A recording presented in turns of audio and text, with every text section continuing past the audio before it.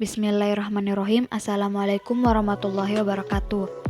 Nama saya Makfira dengan NIM 2005-1150-0006 dari kelas BSIA. Saya ingin mempresentasikan hasil kerja tugas akhir saya. Adapun yang menjadi materi tugas akhir saya yaitu teori strukturalisme. Pendahuluan. Teori sastra, khususnya sejak awal abad ke-20 berkembang dengan sangat pesat.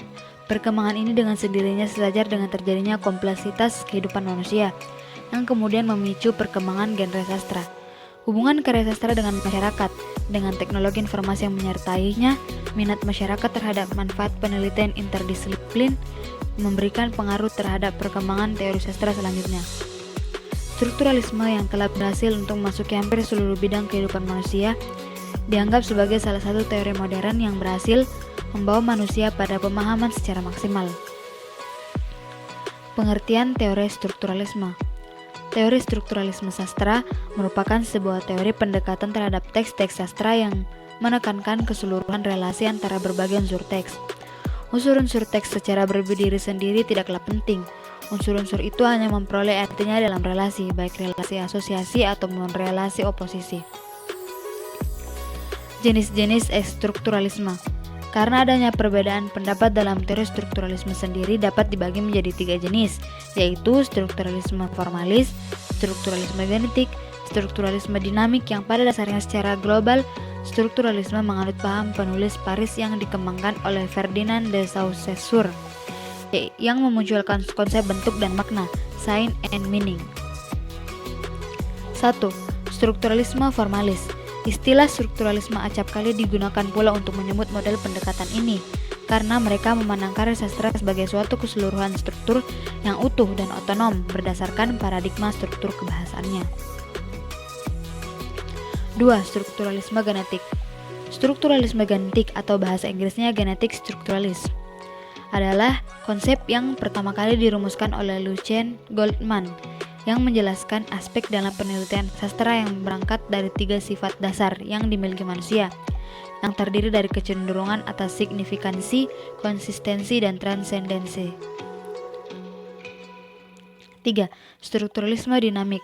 Secara etimologi, struktur berasal dari kata struktur, bahasa Latin, yang berarti bentuk atau bangunan. Strukturalisme dinamik merupakan teori struktural yang melihat sebuah karya sastra sebagai bagian dari proses komunikasi dan kultural yang dihadirkan oleh pengarang kepada pembaca. Ciri-ciri strukturalisme.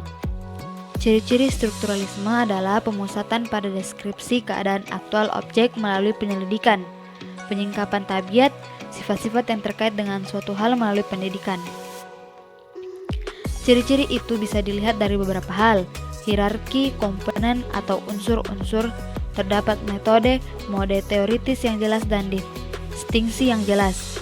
Ciri khas strukturalisme ialah pemusatan pada deskripsi keadaan aktual objek melalui penyelidikan, penyingkapan sifat-sifat intrinsiknya yang tidak terikat oleh waktu dan penempatan hubungan antara fakta atau unsur-unsur sistem tersebut melalui pendidikan. Strukturalisme menyingkapkan dan melukiskan struktur inti dari suatu objek, hierarkinya, kaitan timbal balik antara unsur-unsur pada setiap tingkat. Tokoh-tokoh strukturalisme. 1. Ferdinand de Saussure dalam linguistik. Sebagai penemu struktur bahasa, Saussure berargumen dengan melawan para sejarawan yang menang yang pendekatan filologi. Dia menunjukkan pendekatan ilmiah yang didekati dari sistem terdiri dari elemen dan peraturannya dalam pembuatannya yang bertujuan menolong komunikasi dalam masyarakat. Dipengaruhi oleh Emile Durkheim dalam sebuah social fact yang berdasarkan pada objektivitas di mana psikologi dan tatanan sosial dipertimbangkan. Saussure memandang bahasa sebagai gudang atau lumbung dari tanda-tanda diskursif yang dibagikan oleh sebuah komunitas. Bahasa bagi Saussure adalah modal interpretasi utama dunia dan menuntut suatu ilmu yang disebut semiologi. 2. Levi-Strauss dalam masyarakat. Metode Strauss adalah antropologi dan linguistik secara serempak. Unsur-unsur yang digelutinya adalah mengenai mitos, adat istiadat, dan masyarakatnya sendiri. Dalam proses analisisnya, manusia kemudian dipandang sebagai suatu porsi dari struktur yang tidak dikonstitusikan oleh analisis itu, melainkan dilarutkan dengan analisis. Perubahan penekanan dari manusia ke struktur merupakan ciri umum pemikiran strukturalis. Baiklah, sekian dari presentasi saya. Kurang dan lebihnya mohon dimaafkan. Wassalamualaikum warahmatullahi wabarakatuh. Dan terima kasih.